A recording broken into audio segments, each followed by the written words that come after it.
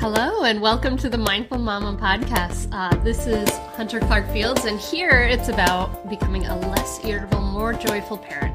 At Mindful Mama, we know that you cannot give what you do not have, and when you're thriving and when you have calm and peace within, then you can give it to your children. You're always calm and peaceful, right, Carla? Always, of course. Always. Yeah. Just ask my kids. They'll tell you. Constantly. I'm your host, Hunter Clark Fields, Mindfulness Mama Mentor. I coach overstressed moms on how to cultivate self-awareness in their daily lives and take family and life to a new level of awakening. I've been practicing yoga and mindfulness for over 20 years and the creator of the Mindful Parenting course and the mom of two girls. Carla, they're both different ages now. They are now 7 and 10. Oh my goodness. No longer 6 and 9. I have to update my little cheat sheet here. Oh my God. It's crazy. Is a 10-year-old a tween? When is it a tween? Oh God, I don't know. I'm terrified. She doesn't really feel like a tween yet, although I have some, like dirt I could, pull up on her that I probably shouldn't, that, is slightly tweenish. But no, she doesn't really feel like a tween yet. See, now you just jinxed yourself, and you're going to turn around this afternoon. She's going to be rolling her eyes at you and asking you to take her to the mall. Do kids still go to the mall? I don't know. Do they? I have no idea. Okay. They want Amazon gift cards now these days. But Fine. She does roll her eyes at me. It's true. But, yeah. So obviously, if you haven't figured this out yet, dear listener, this is one of our monthly episodes with the wonderful, fabulous Carla Naumburg. Fabulous. Fabulous Carla Naumburg.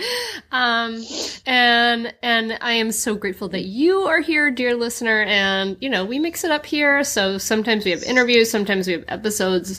And once a month I have Carla on here. So what's new, Carla? What's up? Do you want to introduce yourself? Yeah, sure. So I'm Carla Naumburg. I'm a clinical social worker and a writer, and I've written 2 books about parenting. The first one was called Parenting in the Present Moment, How to Stay Focused on What Really Matters. And the second one was called Ready, Set, Breathe, Practicing Mindfulness with Your Children for Fewer Meltdowns and a More Peaceful Family. And when I'm not hanging out with my super peaceful family, I have a small clinical practice where I work with parents, and I have an insane kitten who continues to be insane but awesome. Oh, how old is your kitten? She's probably about 6 months old. Aww. And she's cute. She's sleeping next to me, but if I suddenly make some weird sound, it's because she's like attacked my face or something. Oh my God. Carla, I don't know. I have to say, I'm like totally bragging here. I made the cutest, a great internet cat video the other day. Like, cause I know you and I are Facebook friends, but I don't know if you saw this.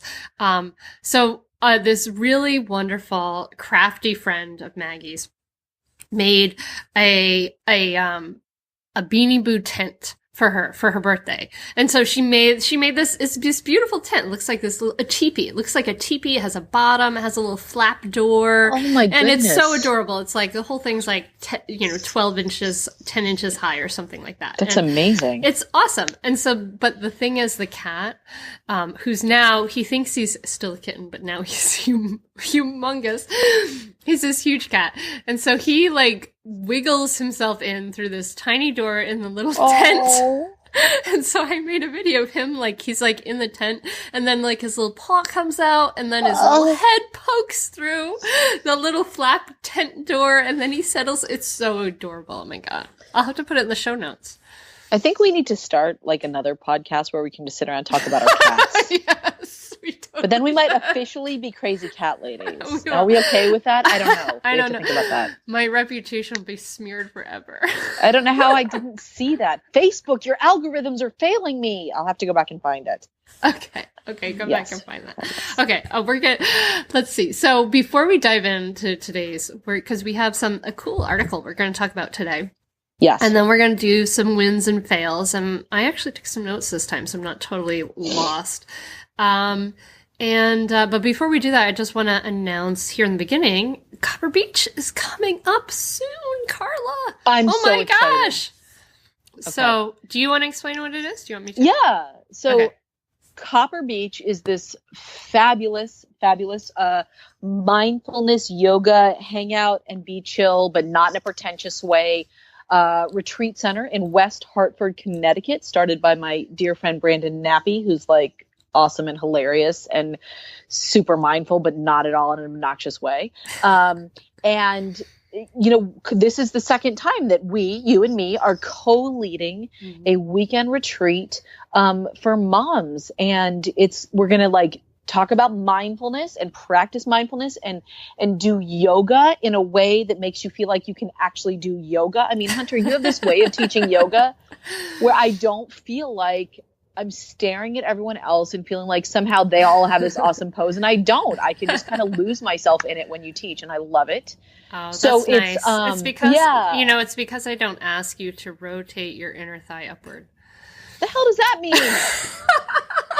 I don't even know. And then you don't really get super obsessed with the pelvic floor. Like, I feel like I go to yoga classes and it's all about the pelvic floor. And I'm triggered to when I gave birth. And I don't want to think about that because it hurt a lot. And after the baby was born, the midwife was like, well, you'll never look that way again down there. And I was like, what is happening here? You mean woman. It's okay. I have 2 beautiful children. It's fine. Okay. But back to Copper Beach. It's a great weekend. It's very supportive. It's real. You're going to come away feeling calmer and happier and psyched to go back and be home with your kids. And we're going to give you some real and practical skills for how to calm down when you're feeling triggered or when you're feeling upset or frustrated or when you have snapped at your kids or about to snap at your kids. So you will come away with some real practical, doable stuff. We're not going to tell you have to go home and practice yoga for an hour every day. No. These are short, doable practices that will help you feel calmer so you can parent the way you want to. And we still have a few spots left. So if you're anywhere near West Hartford, Connecticut, at the end of this month, go to Hunter's Facebook page, my Facebook page, go anywhere, and you'll find the information. Yeah, it's on the events page too. It's at hunteryoga.com/events. And it's the 31st officially through the 2nd. Yeah. So I'll be flying up for that. And then just real quick before we dive in, I do actually want to let you guys know about another retreat day that I'm doing, a Mindful Mother's Day retreat here at the Winterthur Estate and Country Garden here in Delaware. This is a really beautiful, beautiful place, and everything is going to be blooming then. And we're actually going to be having this retreat. It's kind of a limited number because we're going to actually be in the historic rooms of Winterthur Mansion. And wow. So this is on the 13th, and I'm just about to put up the webpage, and actually the registration, I just have to fix that up, but it should be up by the time this podcast is up, and it'll be $95 for early bird. So come out. It's going to be a fun day. It'll be about conscious communication and deep relaxation and some yoga and mindfulness there too. So those are awesome. the awesome things coming up. And now we could just hang out and talk and chat the whole time. Totally. We would just eat up hours and hours and hours, Carla. So today we're going to dive into, we're both looking at an article, a really old article that is actually really good. But Carla, my worry is about this article, which is from the Motherload section of New York Times by Catherine Newman. Give your kids undivided attention or no attention at all. My worry about this is that you and I, we're just going to agree with this and then we're done and we don't have anything to talk about. No, we do, because I want to talk to parents. First of all, I want to give a proper shout out to Catherine Newman. So I want to do that in a second. And I want to talk about, I just want to spend a few minutes really talking about this and also talking to parents who will hear about this article and feel like this is not possible. I cannot give my kids no attention, either because I'm home with them so infrequently because I work out of the house. And so when I'm with them, I have to give them all the attention, or my kids, I work from home, or I'm a stay-at-home mom or stay-at-home dad who needs to get other stuff done, and my kids won't leave me the hell alone. We are going to have stuff to say about this. And but let me just say a little bit more about this article. It's, this is one of the few, I don't remember anything I read. You should just know that about me. Nothing. This would make college very difficult. I remember nothing, but this was one of the few articles, that I read that instantly changed my perspective on parenting And I have never forgotten. It was written in June of 2014, so it's an oldie.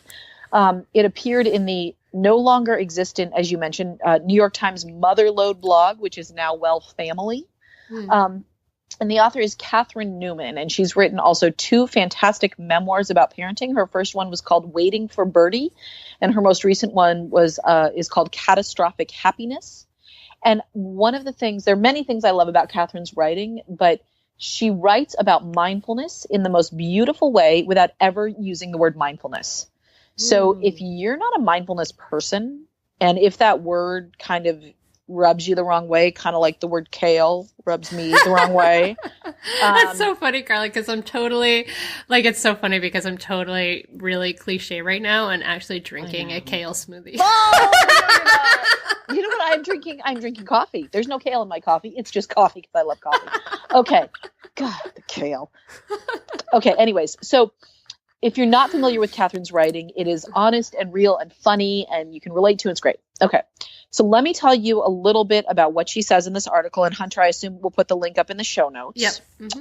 So basically what she says is that we should either be paying full attention to our children or no attention at all. And the implication here is that a lot of us are kind of doing this sort of half attention thing. And I know I am certainly guilty at this at times. Well, we're sort of playing a game with our kids or sort of hanging out with them, but we're like checking our smartphones or checking our email or running off. Let me just unload the dishwasher and then I'll be back to do my turn in the game and that sort of thing. And she kind of gives some great examples, but talks about how once she was able to kind of get her kids into this routine where she's very clear, now I'm working. You know, she's a writer. She works from home. So when her kids are home, this is the only way she's going to get work done. You know, when she's working, she says to the kids, I'm working, like, go entertain yourselves. And then when she is done working for whatever chunk of time, maybe she's done for the day or she decides to take an hour off, she is done and she goes and has her full attention to the kids. So this works obviously both ways. One, she's able to get more work done. And 2, when she's with her kids, she's really with them. And she makes some great points here. She says, you know, this means eliminating the vast middle ground of half paying attention to them all the time. And at the end of the article, she suggests to her readers, shut your phone down, leave your laptop in its bag, and remember that your life is only each individual moment of the highest possible quality, all of them strung together. Our undivided attention may be the very most valuable asset we offer our children. Or get the gadgets out and get to work, because the complete absence of attention might just be the second. And I love this for a couple reasons. One, obviously, I'm always trying to do a better job of actually paying attention to my kids instead of sort of paying half attention to them. And I realized that one of the problems with half attention is I get really snappy. So if I'm trying to cook dinner and I'm sort of playing a game with my kids, then they'll be like, but mommy, it's your turn, or but mommy, whatever. And I'll be like, stop it, I have to do it, because I'm stressed out about burning whatever I'm cooking or whatever. And so, and also, you know, you just can't get work done when your kids are constantly all up in your face.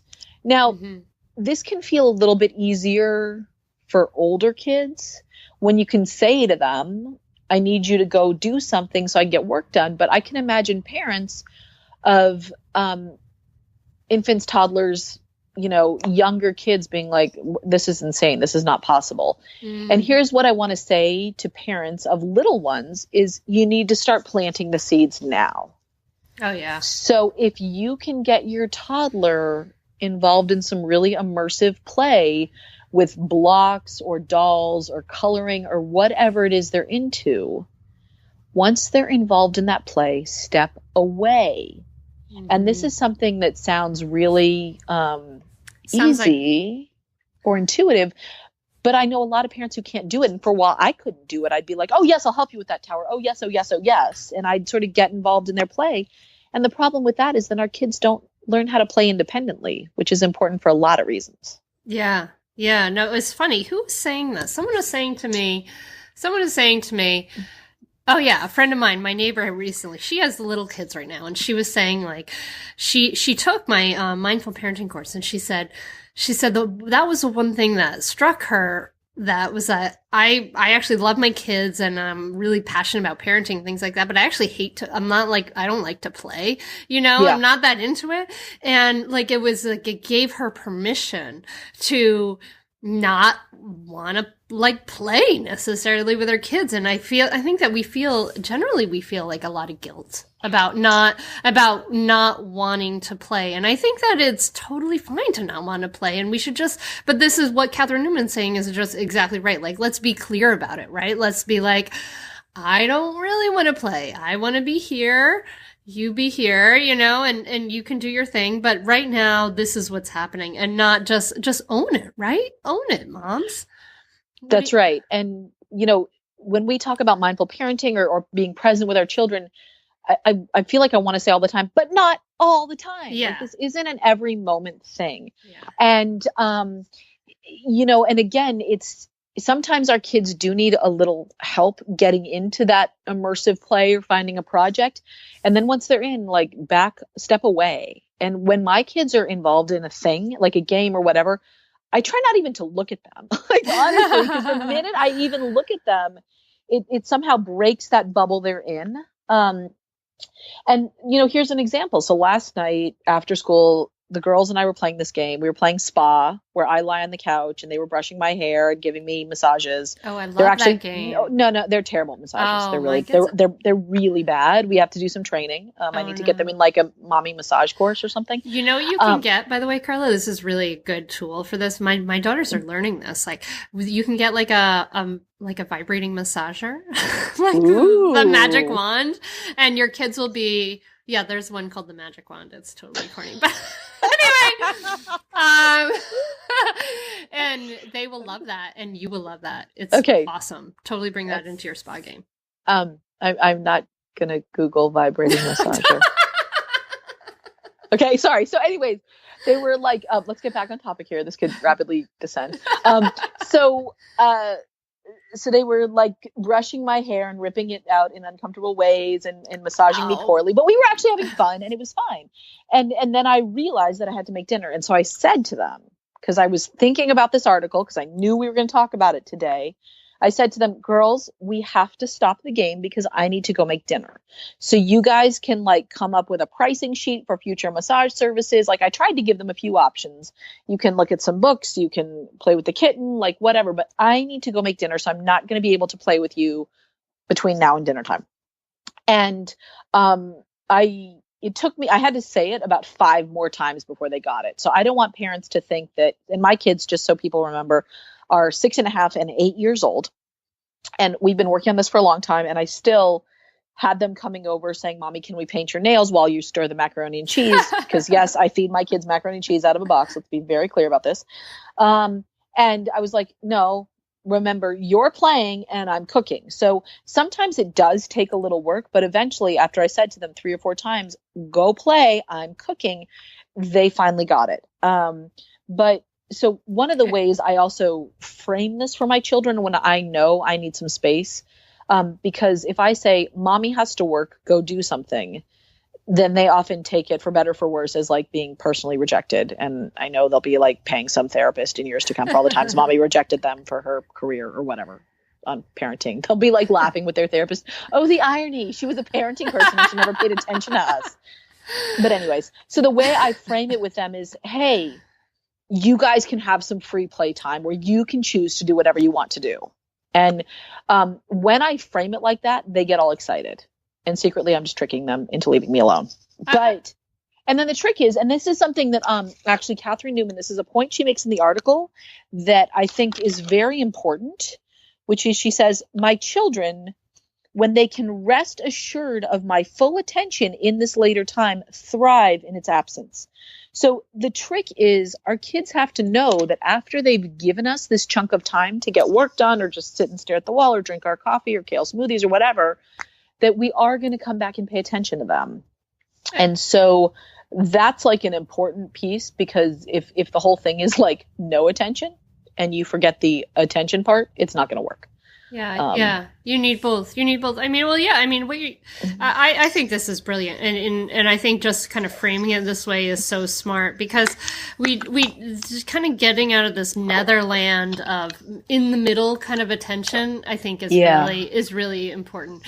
And it's just like, and with toddlers, I mean, it's kind of like when you leave them, like when you have small kids, it's like when you leave them with someone else, you always say, I will be back at, after you have your nap or something like that. You give them a frame of reference for when they're going to be back, when you're going to be back. And it's kind of the same thing here. It's like, I will be, having no attention now, but, later. And it is hard. It is hard when they're little ones, but it will take time. Think of it when they're little as you're just kind of cultivating this skill for later. You're not going to really have high expectations for them when they're little about not bothering you, because that's kind of unrealistic. But think about, you're just kind of planting the seeds for later, because this is something I have really cultivated with my girls as well. And, I was very interested in having them play with each other, because I mean, why did I have another child if not to play with the first one so they could both leave me alone? Anyway, I was very interested in them playing with each other, and so I'd kick them out of the house and into our yard so they could play together and things like that. But I agree, like I have been most unhappy absolutely in those middle zones where I am trying to do two things at once. And I feel like I was trying to do that maybe more when they were younger, like trying to do two things at once, because I felt like those times where I had no child wanting my attention was so rare and unusual that I mean, I think I remember writing like blog posts at the playground and things like that, but then they were playing with each other. So I don't know.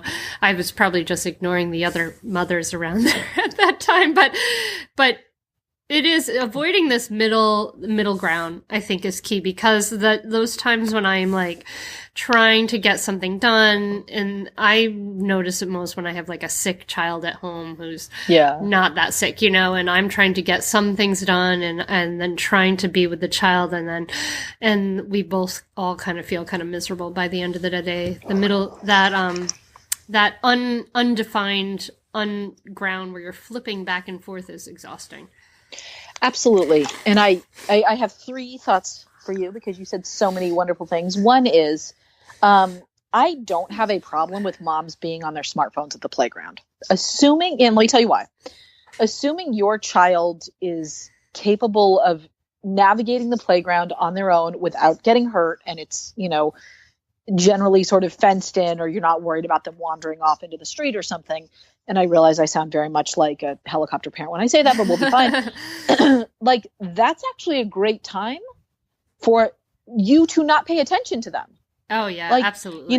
They're off, they're playing. Get your work done, send your text messages, check your Facebook, do whatever. And you know what? Other mothers may judge you, and that's what they're going to do. And I'm tired of judging other mothers, because this is so hard. We all need to stop judging each other. But like, why not? There's something for them to do. So that's number one. Ignore your kids at the playground. I'm fine with that. I just have to support the ignore your kids at the playground thing, because kids really need time to test their own boundaries and things like that. I mean, obviously you don't want like a 2-year-old falling up a high thing. So, when I have a very climby kids. And so when they were climbing things and going high, I would just kind of go underneath them and be like, I'm right here, not like, oh my God, don't do that. You're gonna die. Which is kind of what I hear all the time, right? Is like, don't do that. You can't do that. And there was, the most ludicrous one. I just have to share this. It just drove me freaking bananas. There's this YMCA playground, and they're very particular about like sort of the rules in there. And they have this one this feature of the playground where there's like a kind of a spinning down thing where you go from the top and you sort of spin down. It's a spiral. And, I watched the people say to a child, like this one child had just gone down the whole thing backwards like twice. And then the teachers noticed, and they were like, oh, you can't do that because you're not X age yet. Oh, and please. Are you kidding me? The child can, That's ridiculous. Obviously can do it. They just did it, but because you're not this certain age yet, you can't do it's so thing. hard. But like let kids push their boundaries, let them explore, let them fall in their butt once in a while, and you know, you can be there to kind of like, okay, I'm not gonna let you, like, you know, fall and whack your head and die, but I'm not gonna like plant the seed in you that you should be very afraid all the time, which is a lot of what I hear. And that's I guess my beef I had to interject with, but I interrupted you. No, it's all good, because that was an important point. So here are my two other points I would like to say. One is, especially on sick days or snow days, which we have a lot here. I'm outside of Boston in the Northeast. I am perfectly fine with parents, and I do this too, putting their kids in front of a TV or a movie for a chunk of time so you can get work done. Yeah. Like, I don't have a problem with this. And I think that there is nothing incongruous with you and me talking about being mindful parenting people, and we're all into mindfulness, and screen time has its place in modern parenting. Like, let's just be okay with that. And the point is, can you say, okay, now we're going to turn on the TV and you guys can watch a show or a movie or whatever, and then we're going to turn it off and do an activity together. Or we're going to turn it off and play in the snow, or I'll read you a book. So can you sort of intersperse the sort of designated TV time with attention time? And I would rather see that, and that's what we do, as opposed to having the TV on in the background all the time. Oh, that's the worst. That's the worst, because I think it just makes me crazy. They become addicts. Yeah, and they need that extra stimulation. And I can very easily fall into that place when I'm home writing, like, oh, I'm just going to turn on the TV in the background, and I realize that my thinking and my writing and my functioning is just not as good. So, but yeah, absolutely. If you're listening to this and you're like, oh my gosh, my kids, what am I going to do? If you have a chunk of work to do, or you just need a break, maybe you have no work to do, but you need a break from parenting, and you really can't get your kids involved in an activity that they'll be able to do, turn on the TV and let them watch something. And that is the beauty of Netflix and Amazon Prime and Hulu, is that you can turn on a show. It will have no or fewer commercials, so you don't have to deal with the, like, mommy, I want this, and why are there fat people in the world, and do I need this medication for hair loss or whatever. Like, commercials these days are terrible. And the show is clearly over. Like, it's over. You can start it when you want to. It's over when it's over. So, and then let go of the guilt. Let go of the guilt when you do it. Like, just let it. It's okay. It's okay to, you know, we get all this. Yeah. We get so crunchy sometimes. Like, I know that, and you know, this kind of like this too. Anyway, there's a range there, obviously, but like, yeah, you know, we live in a world of screens. We have to learn how to live in a world of screens. And if you're miserable, like I had the flu last week, I just sat with watching that stupid screen all day because I couldn't even read. I was so miserable. So that's right. That happens. It happens. Yeah, let go of the guilt. No guilt in that. Third thing. And sorry, Carla. The third thing.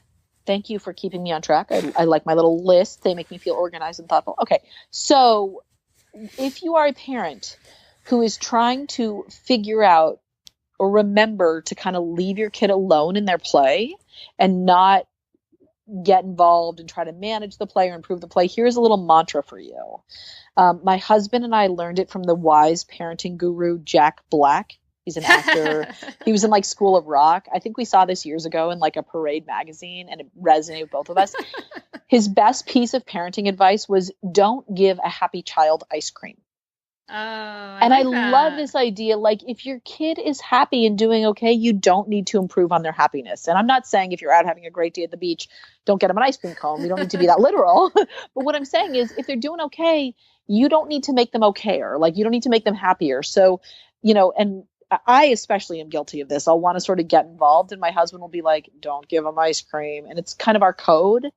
So if your kid is doing well, don't try to improve on their happiness. Just leave them alone, because what they really need is the ability, like, to tolerate being on their own, self-directed play, figuring it out when they get bored. Like, these are life skills that are going to serve them for the rest of their life, because they're not always going to have a boss who comes over and says, I see you're having a hard time, you know, getting focused right now. Can I sit with you until you feel better and can get really involved in this super important project? Like, that's not going to happen when they're grown-ups. So if we can start to plant those seeds now, they'll be better at their self-directed play, and we can have some kid-free time. Yes. Plant the seeds now. And one of the reasons, by the way, that self-directed play is so important. There's a play researcher who did those play studies. Gosh, I'm going to forget his name. But anyway, basically, It'll prevent your child from being a sociopath, people. This play researcher went and did play histories of all these different kinds of people and did play histories of sociopaths in prison who have done like multiple murders and things like that. I know this is getting dark real fast. Sorry, people. But the sociopaths who had done like multiple murders in prison often were prevented from playing. And really, they actually weren't allowed or weren't encouraged. They were told not to do imaginative self-directed play. They had basically zero play history. And it's really interesting. I mean, I guess it's a correlation, but I mean, to see that, I mean, self-directed play, it helps kids learn about time. It helps kids learn about leadership. I mean, it's incredible creativity. There's so many different things they're learning in this time, and they really do need free time and time to be bored. They really do need time to be bored. And if you're excited about this and you're excited about letting them play on their own, but your kid's not used to it, my mantra for when they're bored is, I borrowed this from Kim Jong-pain in Simplicity Parenting, is there's something to do right around the corner. And you just repeat, that's it. You just repeat that phrase. There's something to do right around the corner. And they just eventually get bored with you and go find something to do right around the corner. But yeah, the free play is so, so, so important. That's why. And so I think it's interesting, Carla. I like this Motherload article. Will give your kids undivided attention or no attention at all. It's really simple, very simple idea.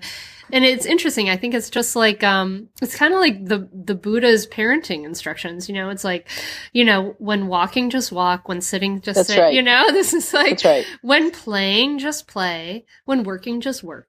Try to just be fully where you are.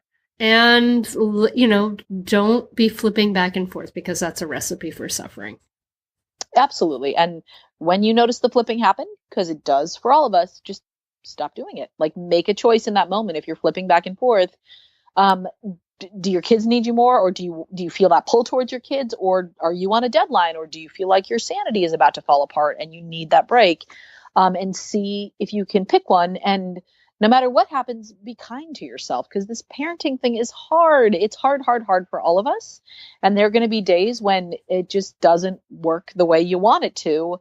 And if you can, try not to beat yourself up about it, because we all have those days. Yeah. And just like there's always something around the corner, there's always another day for you, God willing. And so just don't beat yourself up about it, because that just makes it all feel worse. Yeah. And you don't learn how to do things better when we beat ourselves up. That's the thing. That's too. right. It's like, it's actually like counterproductive.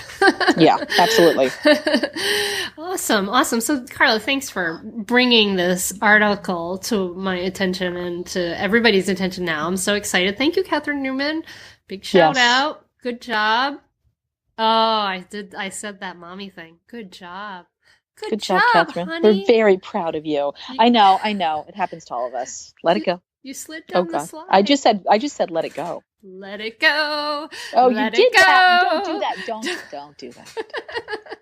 See, all of a sudden you're going to see our listenership drop. Like, nobody's going to listen because you did that. They're going to be like, "Oh God, frozen." And now we're still talking about it because I can't let it go. Apparently. Oh my God. I did it again.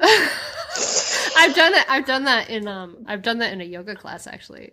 So I teach a weekly public class, and I've broken out into let it go.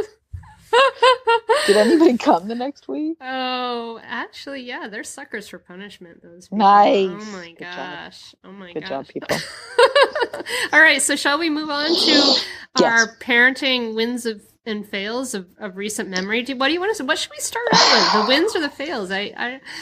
I think maybe we should start on the wins or the. I don't know. Let's do the wins. I'm fine with that. Okay. Yeah, go for it. All right. Let's hear your win. I feel like this is like sort of my big win for this time period, which is, I feel like I really there should be some kind of award for this, kind of like parent merit badges, like when you have the Boy Scouts or Girl Scouts, they have a little, I want a little patch for this one. But anyway, let's hear it. It's that I have just finished reading the entire Harry Potter series out loud. Dun, dun, dun. To my child. Badge worthy. Right? Totally. Yes. And I did voices, I did Hagrid. I have my Voldemort Whoa. voice and, subtle variations for Hermione and Harry and things like that. So anyway, whoa, I'm super proud of myself, obviously, for this. You should be. That's huge. Yeah. My kids are too scared of Harry Potter, so we're not reading that. That's which I'm good. fine with. It's fine. It is. I mean, I actually did read it to my now 7-year-old, but we read the whole thing, obviously, before she was ages 6 and under. And which I had major reservations about, but she really, really just wanted to keep going. And she hasn't seemed to have nightmares. So anyway, don't judge me. No, I think it's fabulous. Different kids are into different things. I think it's fabulous. I have no judgment except judging you to be awesome. Yay! I think I've read the entire Berenstain Bears series to my kids. I don't want to brag. No. I really don't want to brag, but I think we've been through all of them at this point.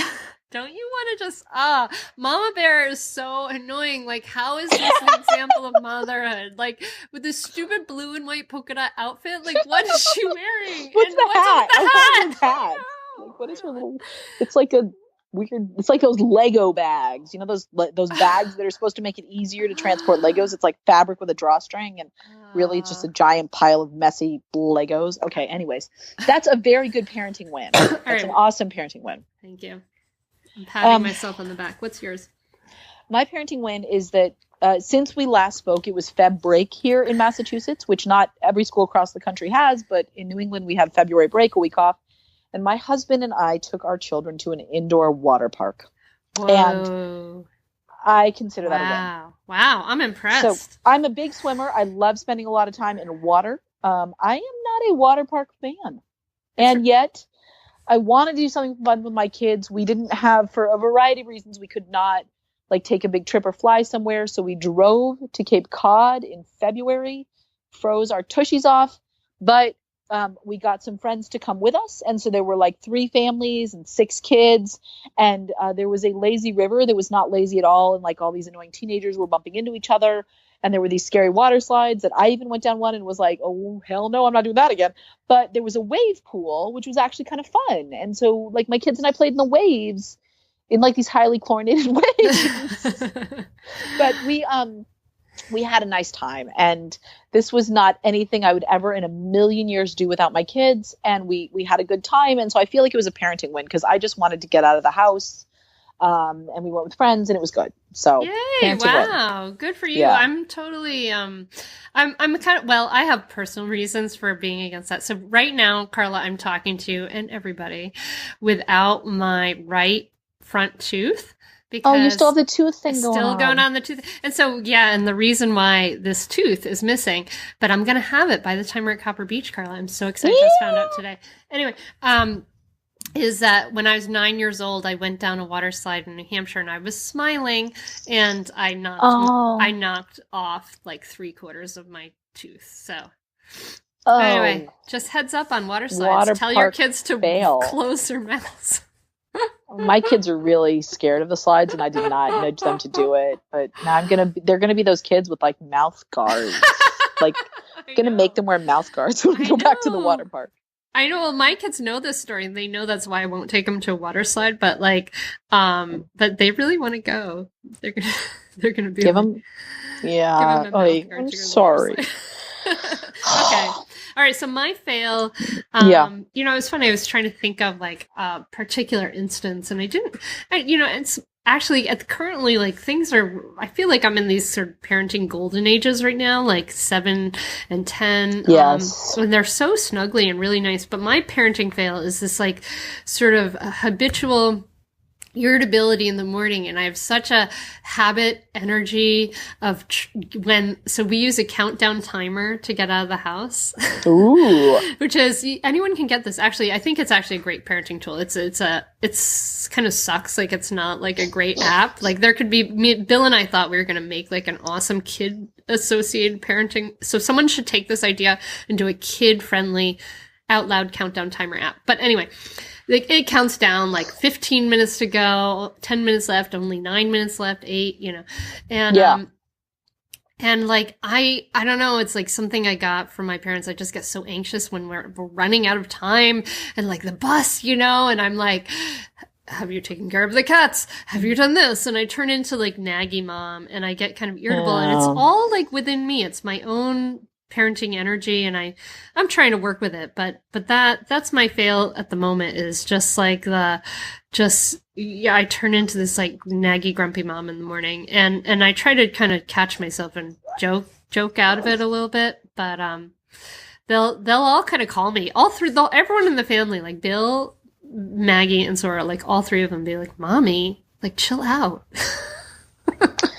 Oh, that's so hard. And I get in those, I just feel for you. All I have is like boatloads of empathy, because I know exactly what you're talking about. And when I'm in that experience, I know it's happening. I'm noticing it. I can feel it. I know what's going on. And I am like, I can't stop it. It's like a train. Just keep going. And it makes me, I'm sorry. Those stink. I think you should just be like, sorry guys, mornings are not working for me. So Bill, I'm going to go ahead and let you handle this. And I'm going to go for a run, do a little yoga, meditation. You got this, babe. He's going to love that plan. Yeah. Sorry, Bill. Sorry. I'm sorry. I hope you get out of that funk soon, because those are yucky. We all have them and they're yucky. Tomorrow's a new day. That's right. All right. So, here's my parenting fail. So my kids get tics, these, and it's not, when I say tic, I mean these sort of mostly unconscious, repetitive behaviors, and they don't have Tourette's. I don't want you to think they're walking around like yelling bad words all over the place, but they have this habit that from time to time, and each one of them does it, they get stuck in some sort of little behavior. And I've talked to our pediatrician about it, and it was really helpful to me when she said, it's a tic. Some kids are prone to them. It'll last for 3 to 6 months. They really aren't in control of it. There's really nothing you can do about it. And eventually it'll just stop. And so we have been through this enough times with enough little tics, like they'll chew on their sleeve, or they'll do, right now my daughter's thing is she's doing this little snorty sound, which I will spare our listeners. I won't do it, but it's like a little snort. It's annoying. And she gets in these spaces, especially when we're in the car driving home from school, where she just does it over and over again. And my parenting fail is that I get into a power struggle with her about it. And I'm like, you need to stop it. It's so annoying. You need to stop it. You need to stop. And she ends up crying, because she feels bad that she can't stop it. And I feel like a total schmuck of a parent, because I get hyper focused on this little tic, and I get anxious because I worry that she's doing it at school and she's going to be that weird kid at school who's making weird noises, even though, P.S., she's in first grade. They're all weird kids. Every single, like, you go to class with a bunch of first graders, and they've all got their fingers in their noses and their fans down their pants, and they're doing weird, like every kid in that class is doing some moderately gross thing. And so, like, I let my anxiety get the best of me, and I'm like, you need to stop. And so I really was giving her a hard time in the car yesterday, and then she starts doing it more because I'm sure it's got to be triggered even more by like anxiety or something. And so we got home, and I just took some deep breaths, and I was like, now I need to give these kids some kind attention, because I made our car ride pretty unpleasant. And so that's how we ended up, I was at spa day, getting my hair done and stuff. Getting your hair pulled down. My crappy massage. And this is me needing to get better at tolerating discomfort, because she really is not in control of this. I know it will pass. We've been through this many times before over the past few years. And I know it's going to stop in the next month or so. And I need to be able to just like notice it and notice how much it's annoying me, and take some deep breaths and let it go. And I'm going to have to do that 50 times in the 10-minute car ride home. And that's my work. That's what I need to do. So, I'm trying to be kind to myself about how hard it is, because it really annoys the piss out of me. It sounds super annoying. It's I have to super say. annoying. Like it's like kind of like listening to someone chew really loud or something. It sounds like something like that, where you'd just be like, I'm going to scream and run away. And I really do believe our pediatrician. I trust her. I think she's fabulous. And I believe my daughter when she says she can't stop. Like, she really doesn't notice it, and she gets caught in these habit loops that I really think are actually beyond her control. And that's not to say that I think everything she does is beyond her control. There are many things she does that are epically annoying that are well within her control. And she's also a fabulous kid. I have to put that caveat in. But this little piece is the bee in my bonnet, and it's my piece of work right now, because it's going to pass for her. Well, so that was my, You will have you will be like 10 steps ahead on the enlightenment scale after this, Carla, I think. Like once you overcome your like aversion to ticks, you'll be. I know. I'll be the Dalai Mama. You'll be the Dalai Mama. Yes. I love that joke. I think it's probably going to make its way into like every single time we talk on this. I think, you know those books where they'll plant like a little bird in the corner, the kids' books, and you have to like find the little bird on every page? Yeah. I think we should make sure our listeners find the Dalai Mama reference in every podcast, which is not going to be that hard because I get so damn excited every time I say it. But yes, find the Dalai Lama reference, and you win our love and appreciation. Speaking of, folks, you can leave us a iTunes review. I guess I'm transitioning into our outro, which I haven't checked any of them recently, and it might be kind of confusing because our podcast, the Mindful Mama podcast, was recently called the Yoga Stories Project podcast. So when you're looking for trying to find it might be kind of challenging. Actually, so I just looked and it's not under Yoga Stories Project anymore. Let's see if I can find it under Mindful Mama, remind people about Copper Beach while I do this. Oh yeah, so Copper Beach, just a reminder, we spoke about at the beginning, is our awesome weekend long. It's from Friday to Sunday. Mindful Mothering Retreat at the Copper Beach Institute in West Hartford, Connecticut. It's happening at the end of this month from March 31st to April 2nd. There are still a few spots available, and we are going to teach you about mindfulness and how you can be a more mindful parent. We're going to practice mindfulness in a really fun, doable way. We're not going to make you crazy with it. We're going to do some yoga. They have yummy food there. You get to sleep in a kid-free room. Right? So this is exciting. You get to go into a room and go to bed, and you don't have to put a kid to bed. So that's exciting. You get to talk with other parents. There's a beautiful piece of land where the Institute is. They have this, it's not a maze. What's it called? It's a labyrinth. They have this really cool labyrinth, and I was never a labyrinth person. I was like, that's weird. What are you doing? And then I went out and did it, and it was really chill and fun and great. And so we would love it if you would join us at our Mindful Mothering Retreat at Copper Beach at the end of this month. And you can find information on my Facebook page. Just look for Carla Naumburg, or on Hunter's website under, I think you said events, Hunter, is that right? Yep, under events. Or you can search for the Copper Beach Institute, and that's BEECH, beach like the tree, not like the place where you go and your kid gets sand in their diaper.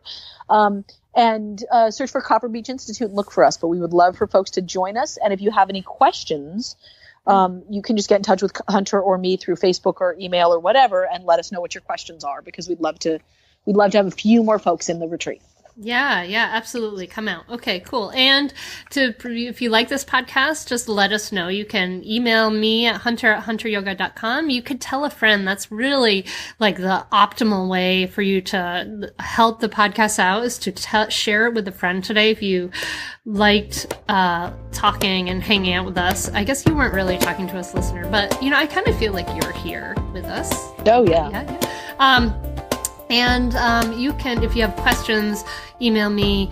And the other event coming up that you may want to know about is that in May I'm doing a Mindful Mother's Day retreat in Wilmington, Delaware at the Winterthur Museum and Gardens. And that is also on the events page, hunteryoga.com events.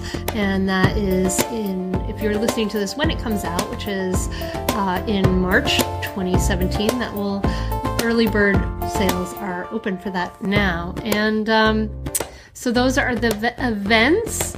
Thank you so much to William Fields for the music. Thank you.